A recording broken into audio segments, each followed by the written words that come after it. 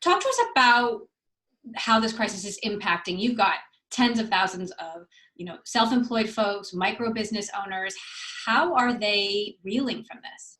Yeah, so let's talk about the bigger impact on, independent workers generally. These are sole proprietors or people who don't earn a W-2. We have about 2.7 million of them making and selling on Etsy. But the community is even bigger than that. There's 57 million independent workers in America. It's about 1 out of every 3 working age people in America is an independent worker. And while all of the best intentions have been there in the CARE Act to provide support for them, they're really not getting almost any support in the PPE, in the EIDL, or in the expansion of unemployment insurance. So we really need to change the execution of those so that they meet some of the most needy communities.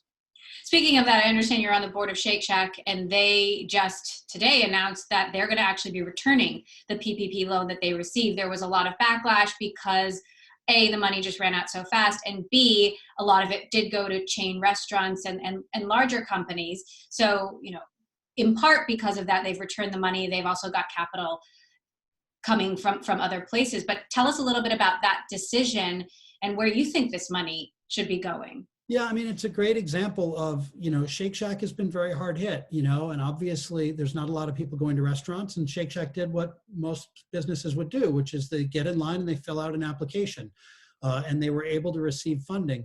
But Shake Shack has resources, and they also were able to raise money in the market.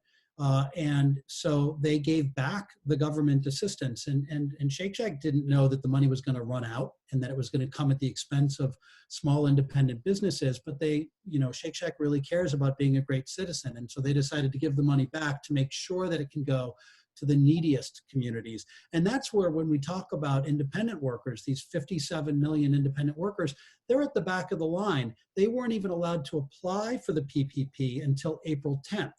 And by then, the money had largely run out.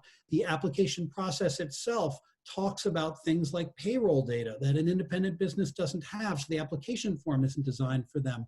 So while the law specifically says that independent workers are included, the actual execution of the application process has completely excluded them, and we need to fix that.